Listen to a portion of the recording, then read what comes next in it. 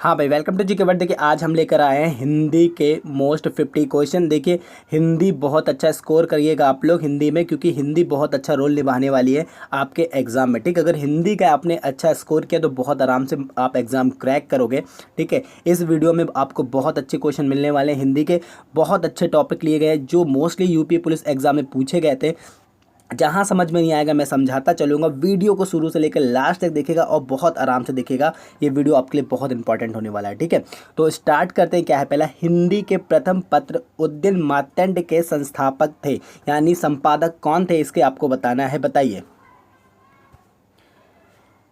यार, क्या हिंदी का प्रथम पत्र है ये उद्यन मार्तंड, और इसके जो संपादक कौन थे ये आपको याद रखना है। याद रखिएगा, बाबू युगल किशोर जी इसके संपादक थे। ठीक है, बहुत अच्छा क्वेश्चन है, कई बार पूछा जाता है, याद रखिएगा। और ये कहाँ से प्रकाशित होता है ये भी याद रखिएगा, ये होता है कलकत्ता से प्रकाशित होता है। ठीक है, तो ये आपको याद रखना ये सब, क्योंकि बहुत इंपॉर्टेंट फैक्ट है सब। बात करते, राज तरंगिणी किस कवि की रचना है। तो याद रखिएगा, ये रचना है आपकी कल्हड़ की। ठीक है, रास तरंगिणी जो रचना है ये कल्हड़ की बहुत प्रसिद्ध रचना है और ये बहुत बार एग्जाम में पूछी जाती है। ठीक है, नेक्स्ट क्वेश्चन क्या आपका कि निम्नलिखित में प्रगतिवाद के प्रमुख कवि हैं।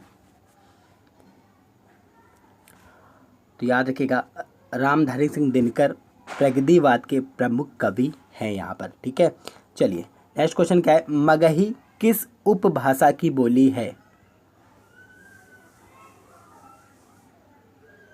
तो याद रखिएगा, ये बोली किसकी है, बिहारी बोली है। ठीक है, नेक्स्ट क्वेश्चन क्या है, द्विवेदी युग का नामकरण किसके नाम पर हुआ। तो याद रखिएगा, आचार्य महावीर प्रसाद द्विवेदी के नाम पर। ठीक है, नेक्स्ट क्वेश्चन क्या है, हिंदी के प्रसिद्ध कवि बिहारी की जन्मस्थली है। तो याद रखिएगा, बिहारी की जन्मस्थली क्या है, ग्वालियर। ठीक है, नेक्स्ट क्वेश्चन क्या है, महादेवी वर्मा को हिंदी के विशाल मंदिर की देवी की संज्ञा किसने दी। काफ़ी अच्छा क्वेश्चन, क्या बोल रहे हैं, महादेवी वर्मा को हिंदी के विशाल मंदिर की देवी की जो संज्ञा दी थी किसने दी थी। बहुत अच्छा क्वेश्चन, बताइए। तो याद रखिएगा, ये दी थी सूर्यकांत त्रिपाठी निराला ने। ठीक है, नेक्स्ट क्वेश्चन क्या है, बुढ़ापा में कौन सा प्रत्यय होगा। बहुत इजी क्वेश्चन, आपा। ठीक है, उच्चारण पे ध्यान दीजिएगा, आपा आ रहा है बुढ़ापा, तो यहाँ पर आंसर क्या होगा आपका बी नंबर, आपा। ठीक है, नेक्स्ट क्वेश्चन क्या है, कलम का सिपाही किसे कहते हैं। याद रखिएगा, कलम का सिपाही इनकी प्रमुख रचना भी है और इन्हें कलम का सिपाही भी कहते हैं। ये कौन है ये। तो याद रखिएगा, बहुत इजी क्वेश्चन ये भी है, ये क्या है, अमृत राय जी को। ठीक है, नेक्स्ट क्वेश्चन क्या है, पैसा किस तरह का शब्द है। तो याद रखिएगा, प्यासा शब्द है तद्भव। ठीक है, तद्भव तत्सम अच्छे से देख लीजिएगा। देखिए मैं ट्राई करता हूँ आपके लिए एक बहुत अच्छी वीडियो बना दूँ तद्भव तत्सम इन सब की, जो आपको मोस्टली एग्जाम में पूछे जाते हैं। ठीक है, ट्राई करता हूँ मैं समय निकाल कर। ठीक है, चलिए बात नेक्स्ट क्वेश्चन करते हैं, हिंदी के प्रसिद्ध कवि प्रताप नारायण मिश्र की जन्म स्थली है। प्रताप नारायण मिश्र की जन्मस्थली क्या है, याद रखिएगा आपका उन्नाव में इनकी जन्मस्थली है। ठीक है, नेक्स्ट क्वेश्चन क्या है, खग किसका पर्याय है। ये ऐसे पर्याय हैं भाई जो मोस्टली रिपीट करके बार बार पूछे जाते हैं, तो याद रखिएगा खग पर्याय होता है पक्षी का। ठीक है, नेक्स्ट क्वेश्चन क्या है, प्रथमा किस प्रकार का शब्द है।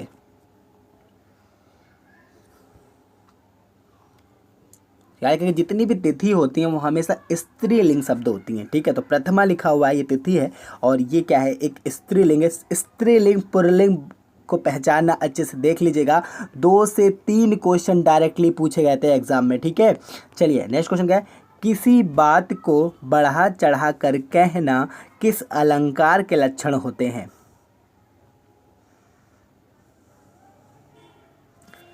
तो याद रखिएगा, ये लक्षण है अतिशयोक्ति अलंकार के। ठीक है, नेक्स्ट क्वेश्चन क्या है, जयशंकर प्रसाद का प्रसिद्ध उपन्यास है। मोस्ट आईएमपी क्वेश्चन, बहुत अच्छे से याद रखिएगा। क्या बोल रहे हैं, जयशंकर प्रसाद का प्रसिद्ध उपन्यास है, तो याद रखिएगा उपयुक्त सभी, तितली, कंकाल और इरावती जयशंकर प्रसाद के प्रसिद्ध उपन्यास हैं। नेक्स्ट क्वेश्चन क्या है, कवितावली किसकी रचना है?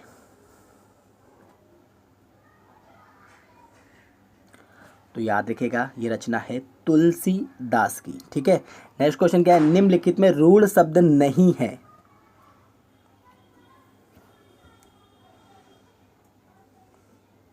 देखिए रूढ़ और यौगिक तो आप जानते ही होंगे। देखिए रूढ़ शब्द वो होते हैं जिनका खंड करने पे कोई सार्थक जो है शब्द ना मिले। जैसे कि हम लोग हाथी को अगर हम इनका खंड कर दें, ठीक है, हा और प्लस थी कर दें, तो इनका कोई भी सार्थक खंड नहीं मिलेगा। बात समझ में आ रही है? तो ये कैसे हैं, रूढ़ शब्द हैं, यानी खंड करने में कोई सार्थक शब्द ना मिलता है जब, तो वो क्या हो जाता है, रूढ़ शब्द हो जाते हैं। लेकिन यहाँ पर क्या बोल रहे हैं, रूढ़ शब्द नहीं है। तो याद रखिएगा हिमालय जो है ये रूढ़ शब्द नहीं है, क्योंकि ये एक यौगिक शब्द है, क्योंकि हिम और प्लस आलय, ठीक है, हिमालय यानी हिम माने बर्फ, आलय माने मतलब घर, ठीक है, तो मतलब स्थान, तो ये दोनों का अपना अलग अलग मीन्स है। तो यहाँ पर रूढ़ शब्द का मतलब ये होता है कि जब किसी का सार्थक खंड ना बने तो वो रूढ़ शब्द होते हैं, और यौगिक शब्द वो होते हैं जिनका सार्थक खंड हो। ठीक है, तो यहाँ पर रूढ़ शब्द कौन नहीं है, हिमालय नहीं है। ठीक है, चलिए नेक्स्ट क्वेश्चन क्या है, वे वर्ण जो दूसरे वर्णों की सहायता से बोले जाते हैं क्या कहलाते हैं, बताइए।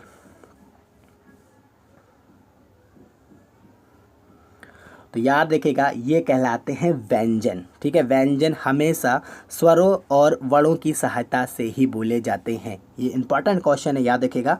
ठीक है, नेक्स्ट क्वेश्चन है, राष्ट्रीय भाषा कहलाती है? इस तरह से क्वेश्चन बनते हैं भाई, अच्छे से देख लीजिए क्या बोल रहे हैं, राष्ट्रीय भाषा कहलाती है। तो याद रखिएगा संविधान से स्वीकृत भाषा जो होती है वो ही कहलाती है राष्ट्रीय भाषा। ठीक है, नेक्स्ट क्वेश्चन है, नेपाली भाषा किस लिपि में लिखी जाती है? तो याद रखिएगा ये लिखी जाती है देवनागरी लिपि में। ठीक है, नेक्स्ट क्वेश्चन क्या है, मलिक मोहम्मद जायसी का जन्म उत्तर प्रदेश के किस जिले में हुआ? तो याद रखिएगा इनका जन्म हुआ था रायबरेली में। ठीक है, नेक्स्ट क्वेश्चन क्या है, जहां एक ही वर्ण की आवृत्ति बार बार हो वहां अलंकार होता है?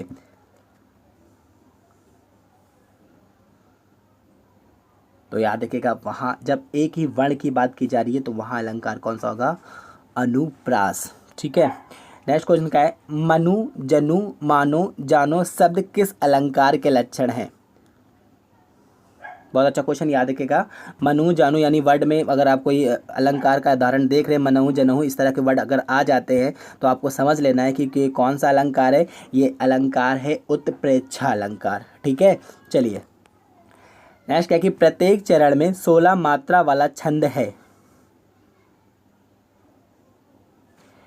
तो याद रखिएगा प्रत्येक चरण में 16 मात्राएं वाला छंद है चौपाई। ठीक है, चलिए नेक्स्ट क्वेश्चन क्या, हरि गीत का छंद के प्रत्येक चरण में कितनी मात्राएं होती हैं? तो याद रखिएगा कुल 28 मात्रा यानी 28 मात्राएं होती हैं हरि गीतिका के प्रत्येक चरण में। ठीक है, नेक्स्ट क्वेश्चन क्या, गोरा किसकी प्रसिद्ध रचना है? मोस्ट आईएमपी क्वेश्चन, क्या बोल रहे हैं, गोरा किसकी प्रसिद्ध रचना है? तो याद रखिएगा ये आपकी रचना है रविन्द्रनाथ टैगोर जी की। ठीक है, नेक्स्ट क्वेश्चन क्या है, छंद शास्त्र के जनक माने जाते हैं?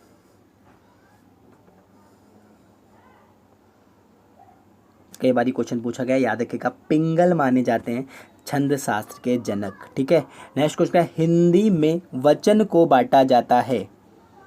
काफ़ी अच्छा क्वेश्चन, ये पूछा भी गया था आपका, क्या बोल रहे हैं, हिंदी में वचन को बांटा जाता है? तो याद रखिएगा हिंदी में सिर्फ 2 ही वचन है, यानी एक वचन और बहुवचन। ठीक है, याद रखिएगा। नेक्स्ट क्वेश्चन क्या है, हिंदी में सर्वनाम के भेद हैं? अच्छे से याद रख लीजिए, ये सब पूछे जाते क्वेश्चन।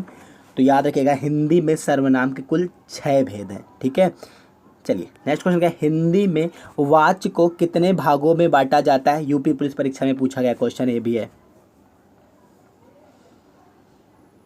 तो याद रखिएगा 3 भागों में बांटा जाता है हिंदी में वाक्य को। ठीक है, नेक्स्ट क्वेश्चन क्या है, शब्द को छोटा करने के लिए किस विराम चिन्ह का प्रयोग किया जाता है। काफ़ी अच्छा क्वेश्चन, क्या बोल रहे हैं, शब्द को छोटा करने के लिए किस विराम चिन्ह का प्रयोग किया जाता है।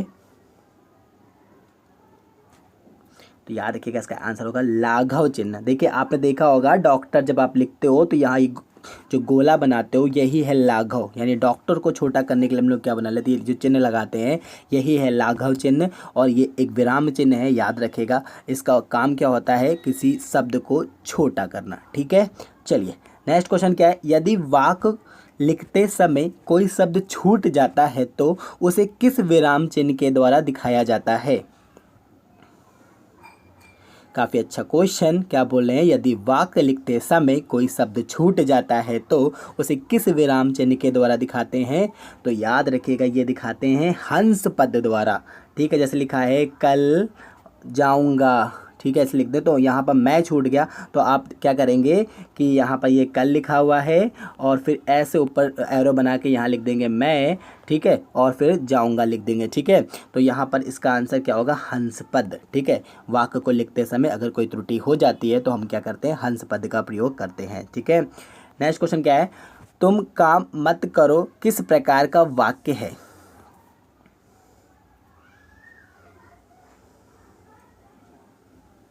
तो याद रखिएगा यहाँ पर ये है निषेधवाचक। ठीक है, याद रखिएगा आज्ञावाचक नहीं, आज्ञावाचक होगा तुम ये करो, तुम वो वहाँ जाओ, इस तरह से वर्ड होगा, लेकिन यहाँ पर ये वर्ड क्या है, निषेधवाचक, यानी तुम काम मत करो। ठीक है, याद रखिएगा इस तरह से क्वेश्चन बनते हैं भाई लोग। नेक्स्ट क्वेश्चन क्या है, हिंदी में किस विराम चिन्ह को अंग्रेजी भाषा से नहीं लिया गया। काफ़ी अच्छा क्वेश्चन, क्या बोल रहे हैं कि हिंदी में किस विराम चिन्ह को अंग्रेजी भाषा से नहीं लिया गया है। तो याद रखिएगा पूर्ण विराम को अंग्रेजी भाषा से नहीं लिया गया है, ये चीज़ याद रखिएगा, बहुत इंपॉर्टेंट क्वेश्चन है। ठीक है, चलिए नेक्स्ट क्वेश्चन क्या है, जब किसी वाक्य में की जो, ये देख लीजिए, की जो, क्योंकि, जितना, जब, तब, जिधर आदि शब्द बीच में आते हैं तो ऐसे वाक्य कहलाते हैं। पहचान देख लीजिए, क्या बोल रहे हैं, कि, जो, क्योंकि, जितना, जब, तब, जिधर। देखिए ऐसे वर्ड कभी भी आ जाए तो याद रखिएगा ये होंगे मिश्र वाक्य। ठीक है, अभी मैं इसका एक एग्जांपल दूंगा नीचे आपको। ठीक है, देख लीजिएगा। नेक्स्ट क्वेश्चन क्या है, हिंदी के प्रतिष्ठित कवि वासुदेव शरण अग्रवाल का जन्म उत्तर प्रदेश के किस स्थान पर हुआ। तो याद रखिएगा ये थे मेरठ के। ठीक है, नेक्स्ट क्वेश्चन क्या है, यदि किसी वाक्य में तथा, और, अतः, किंतु, परंतु, लेकिन शब्द आते हैं तो वह वाक्य कहलाता है। तो ये कंजंक्शन वाली बात हो रही है यहाँ पर, तथा, और, अतः, किंतु, परंतु, लेकिन, तो यहाँ पर बात हो रही है संयुक्त वाक्य की। ठीक है, चलिए देखिए मैं एक एग्जांपल ले लेता हूँ। राम ने परीक्षा में अधिक परिश्रम किया लेकिन वह अधिक नंबर ना ला सका। ठीक है, याद रखिएगा क्या हो गया, ना ला सका, यानी उसने अधिक परिश्रम तो किया लेकिन वह अधिक नंबर ना ला सका। देखिए यहाँ लेकिन शब्द का प्रयोग हुआ है। ठीक है, और देखिए ऊपर मैंने यहाँ पर अभी आपको बताया, ये देखिए लेकिन। ठीक है, लेकिन शब्द अगर ऐसे वर्ड आ जाते हैं तो ये कौन सा वाक्य हो जाएगा, ये हो जाएगा संयुक्त वाक्य। ठीक है, चलिए नेक्स्ट क्वेश्चन क्या है, उसने कहा कि मैं घर जाऊंगा उपयुक्त वाक्य है। देखिए यहाँ पर बात की जा रही है की।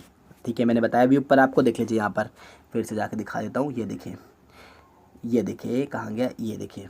ठीक है, ये देखिए की लिखा हुआ है, और देखिए यही एग्जाम्पल आपको यहाँ पर दिया गया है।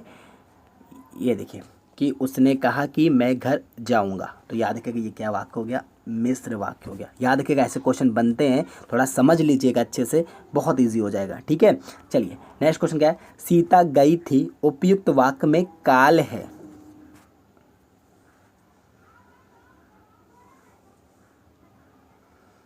काल पहचानना आना चाहिए। इससे भी क्वेश्चन बने थे, इसके लिए मैं एक वीडियो बना रहा हूँ, बहुत जल्दी आपको मैं दे दूंगा। क्या बोले, देखो सीता गई थी यानी काम खत्म हो चुका है, पूरी तरह से गई थी यानी आ चुकी है। तो याद रखिएगा ये कौन सा है, पूर्ण भूत है, यानी यहाँ पर पूरी तरह से काम क्या हो गया, खत्म हो चुका है। ठीक है, चलिए नेक्स्ट क्या है, वह पढ़ चुका है उपयुक्त वाक्य में काल है। देखिए यहाँ पर ही वही बात है, वो पढ़ चुका है, काम खत्म हो, यानी पूर्ण वर्तमान काल है। ठीक है, नेक्स्ट क्वेश्चन क्या है, पक्षी पेड़ पर बैठे हैं उपयुक्त वाक्य में कारक है। बहुत इजी क्वेश्चन है, जब किसी का संबंध किसी के ऊपर हो। ठीक है, यहाँ बोल कर रहा है पक्षी पेड़ पर बैठे यानी पेड़ के ऊपर बैठे हैं। ठीक है, बात समझ में आ रही है, तो हमेशा वहाँ पर क्या होगा, अधिकरण कारक। ठीक है, चलिए नेक्स्ट क्वेश्चन क्या है, हिंदी में अव्यय को बांटा जाता है। काफ़ी अच्छा क्वेश्चन, यूपी पुलिस परीक्षा में बहुत अच्छा पूछा गया टॉपिक।